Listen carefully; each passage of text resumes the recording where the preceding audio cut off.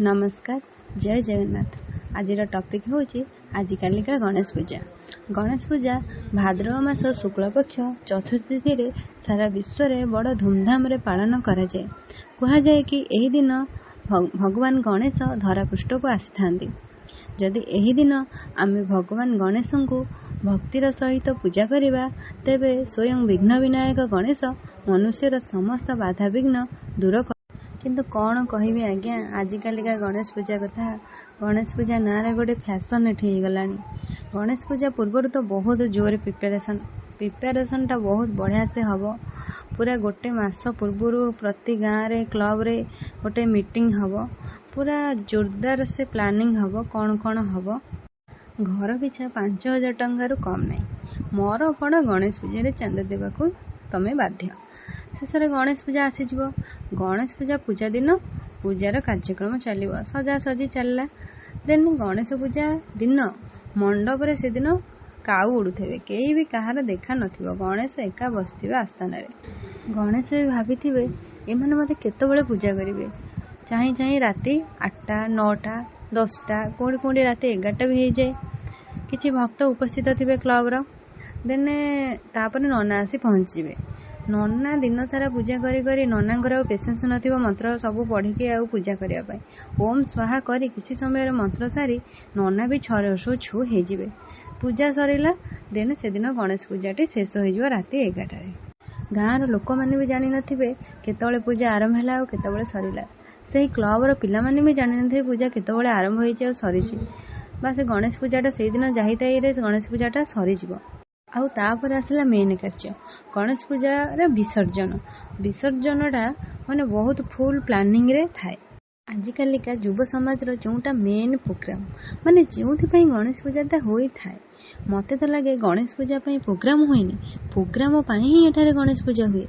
गणेशଙ୍କ विसर्जन कौनसी नीति नियम कि कौनसी पंडितर परामर्श रे दिन धरा जाएनी। एठी धरा जाए जो दिन डीजे वाला डेट देई थाए। जदि कौनसी कारणरू डीजे आसीबा से दिन कैंसिल हो जाए सत्तरे मारान भसाणी से दिन कैंसिल हो जिवो। जदि न हबो मते कहिबे।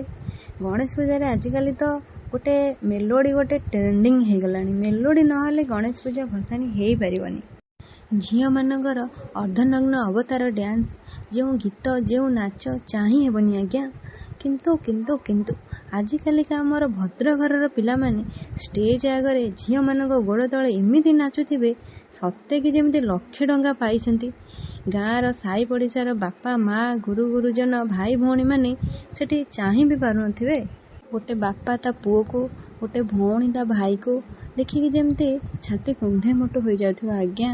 लज्जा शरम जेपरी मनीष पाखरु धीरे धीरे चली जाउची।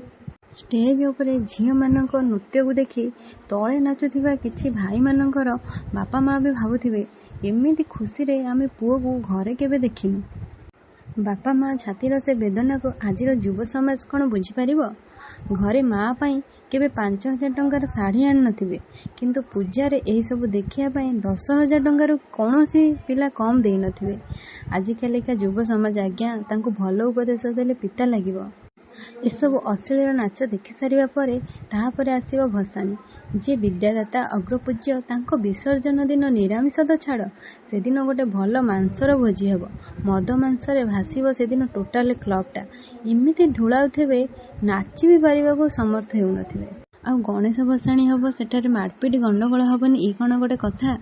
बहुत मरामरी धस्ताधस्ती अश्लील भाषार प्रयोग कोठी मरामरी रक्ताक्त हो कोठी तो जीवन भी चली जाउची। आजिकाली जदि आमे एमिति पाप काम करी ठाकुर को असम्मान करी विसर्जन करिबा ताहले एसबु आम सहित घटिबन तो कौन घटिबा आम सहित। एमिति भी आज होउची चंद्र ग्रहण। केते ज्ञानी गुणी पंडित माने आज बारण करिसेंती दिन गोटे रु देवनीति कार्य किछि हेबनी किंतु आज भी गणेश विसर्जन चली। एरा केते दूर ठीक आज्ञा।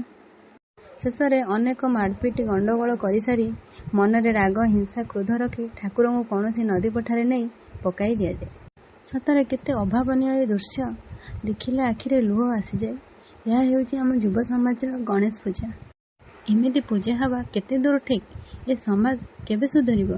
जी ईश्वर सृष्टिर कर्ता भगवान तांकर एभली अभावनीय दृश्य केबे बंद हेबो। କେବେ ସମାଜ ବୁଝିବ ଏପରି କରିବା ଠିକ୍ ନୁହେଁ। ପୂର୍ବକାଳରେ ତ ଏପରି ସିଷ୍ଟମ ନଥିଲା। ସେତେବେଳେ କ'ଣ ପୂଜା ହେଉନଥିଲା? ଡିଜେ, ମଦ, ମାଂସ, ମେଲୋଡ଼ି ବିନା ଯେପରି ଗଣେଶ ପୂଜା ଅସମ୍ଭବ। କେଉଁ ଶାସ୍ତ୍ରରେ ତ ଲେଖା ନାହିଁ ଏମିତି ପୂଜା ହେବାର ନିୟମ। ତାହେଲେ ଏଇଟା କ'ଣ ପାଇଁ? କାହିଁକି ଏପରି ଚାଲିଛି? ମୋ କଥା ହୁଏତ ଆଜିର ସମାଜକୁ ଭୁଲ ଲାଗିପାରେ, କଠୋର ଲାଗିପାରେ।